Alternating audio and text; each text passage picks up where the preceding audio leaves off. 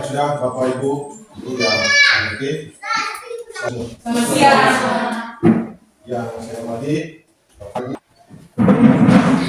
Baik, terima kasih waktu yang diberikan oleh MC.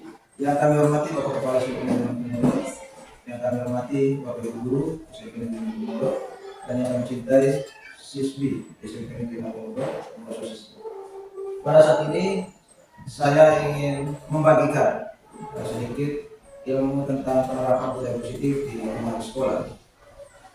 Ini sebagai salah satu syarat aksinya kami di modul 1.4.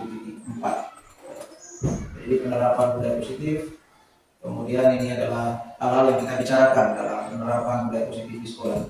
Yang pertama itu adalah paradigma baru, kemudian disiplin positif, nilai-nilai kebajikan, kebutuhan dasar manusia, teori motivasi, posisi kontrol guru, kemudian restitusi dan keyakinan kelas. Yang pertama, paradigma baru. Yang dimaksudkan paradigma baru di sini, Bapak Ibu, ini adalah kegiatan pembelajaran dengan menggunakan pembelajaran berdiferensiasi, di mana guru menggunakan berbagai metode pembelajaran untuk memenuhi kebutuhan individu murid sesuai dengan kebutuhan mereka, di antaranya kesiapan belajar siswa, minat belajar dengan profil belajar siswa. Kemudian disiplin positif dan nilai-nilai. Baik, ini ada beberapa pertanyaan tentang disiplin positif ini. Yang pertama, kita lihat kembali diri kita sendiri, bagaimana kita berperilaku, baik sebagai guru maupun sebagai siswa. Mengapa kita melakukan segala sesuatu? Apakah kita melakukan sesuatu karena adanya dorongan dari lingkungan atau ada dorongan yang lain? Kadang kita melakukan sesuatu itu karena kita menghindari rasa sakit atau ketidaknyamanan.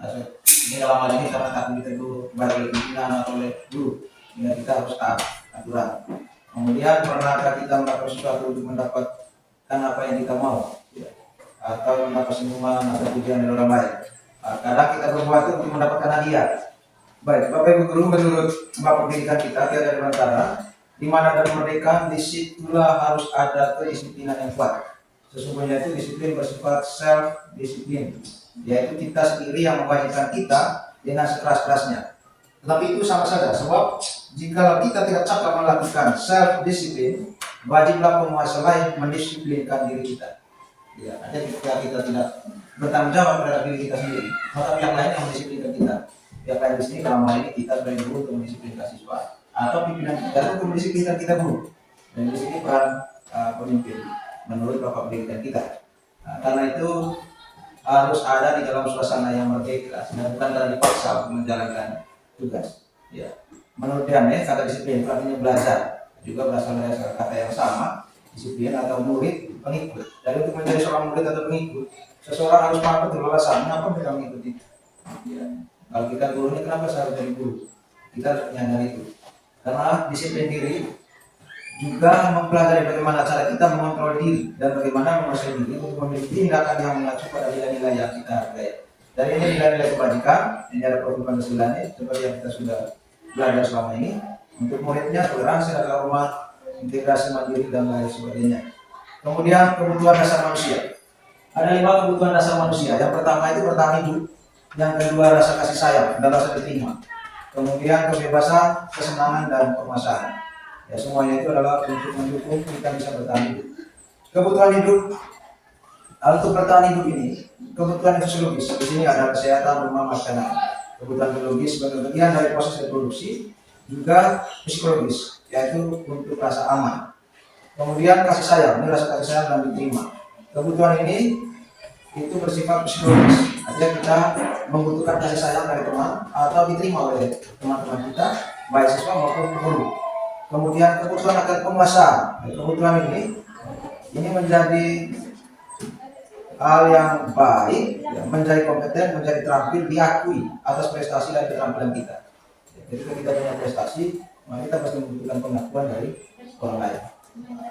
Kemudian kebebasan, bebas, kebutuhan kemandirian, otonomi, memiliki pilihan dan mampu mengendalikan arah hidup seseorang. Kemudian kalau kita jumpai anak-anak kelas dengan kebutuhan kebebasan yang tinggi, menginginkan pilihan, mereka perlu banyak bergerak, suka mencoba-coba. Sehingga anak-anak ada yang banyak bergerak, banyak mencoba-coba sesuatu, termasuk anak kita di rumah. Jadi ini namanya kebutuhan akan kebebasan dari anak. Yang berikut kesenangan. Kebutuhan kesenangan ini untuk mencari kesenangan, bermain, tertawa. Jadi ini semua adalah bentuk atau jenis-jenis kebutuhan seorang manusia. Jadi ini 5 ini saja kebutuhan kita ini sebagai manusia. Kemudian motivasi perilaku. Ini ada 3 motivasi perilaku manusia. Satu tadi untuk menghindari ketidaknyamanan atau menghindari hukuman, sehingga harus datang ke tujuan sekolahnya atau gurunya supaya tidak mendapat teguran dari pimpinan atau dari guru, maka dia akan mendapat peraturan yang ada. Yang kedua untuk mendapatkan imbalan atau penghargaan dari orang lain. Nah ini yang sering dipakai oleh guru.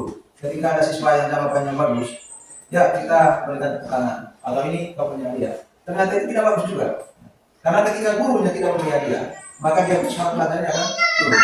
Maka tidak diperkenankan kita memberi sesuatu ketika siswa melaksanakan sesuatu sesuai dengan yang kita harapkan.